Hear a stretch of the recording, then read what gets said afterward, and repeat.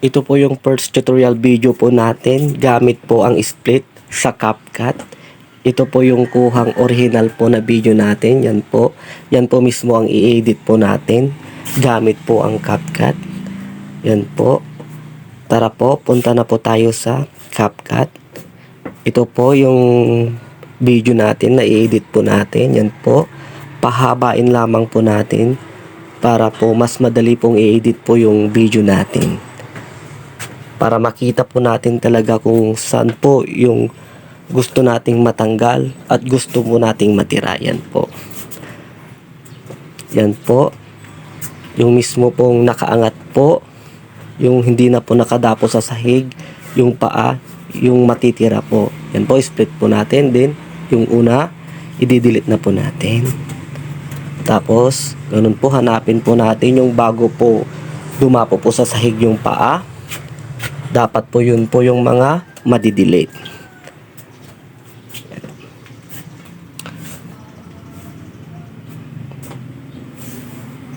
Yan po, split po natin yan. Then, hanapin po natin yung nakaangat na naman po tayo. Yan po. Yan. Nakaangat na po tayo. Yan po. Split na. Pwede na po natin yung split. Tapos, delete yung unahan. Yan po. Tapos, hanapin na naman po natin. Yan po, split na naman po natin yan.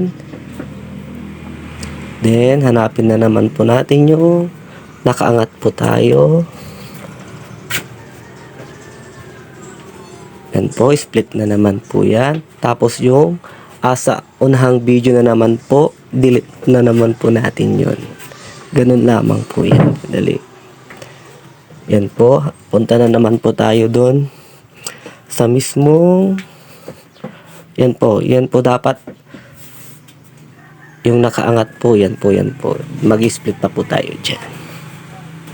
Tapos, hanapin na naman po natin yung nakaangat.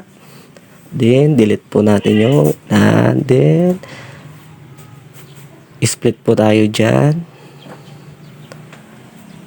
Tapos, yung nakaangat na naman po, dyan po, split na naman. Then, delete na naman po yung asa unahan. Ganun lamang po. Dapat po yung mga madidelete po yung mga nakababa po sa sahig. At yung mga matitirang video po natin ay yung po nasa taas po. Yung post mo po nakalutang kayo. Yun po yung mga matitira. Hindi lamang po sa CapCut ito pwedeng i-edit.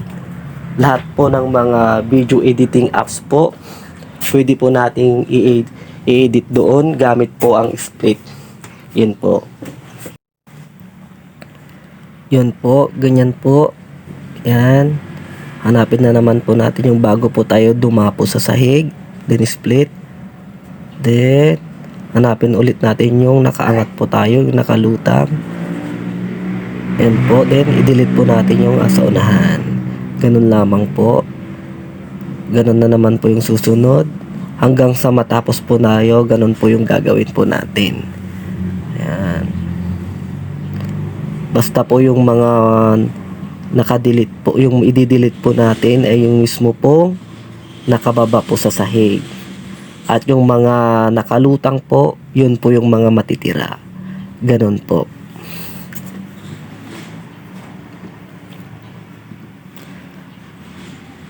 Yan po. Yan. Yan po. Split na naman po tayo dyan. Then, hanapin po natin ulit yung mismong nakalutang. Yan po. Yung nakalutang na naman po tayo. Yung nakaangat na naman po tayo. Yan po. Yan. Then, split. Then, i-delete na po natin yung asa unahan. Ganon po. Yan. Split. Then, yung nakaangat na naman, split ulit. Then, i-delete natin yung asa unahan. Ganun lamang po.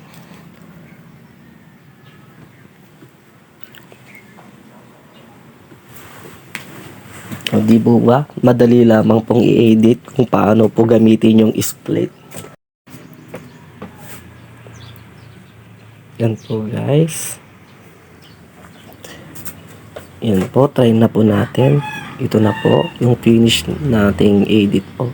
Para po matanggal yung word po na CapCut sa dulo, i-delete po natin yan. Yan, palitin na po natin yung ating video. Yan po. Din yung asa dulo po yan po. Pindutin po natin yan. Tapos delete. Yan po. Okay na po yan. Pwede na po nating i-save yung ating video.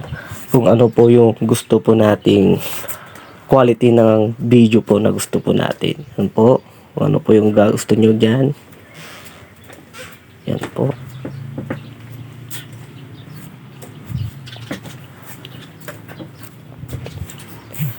Yan po, wag niyo po sana kakalimutang mag-like and share po para naman po makatulong po sa iba. Share nyo po para po makatulong sa iba. Salamat!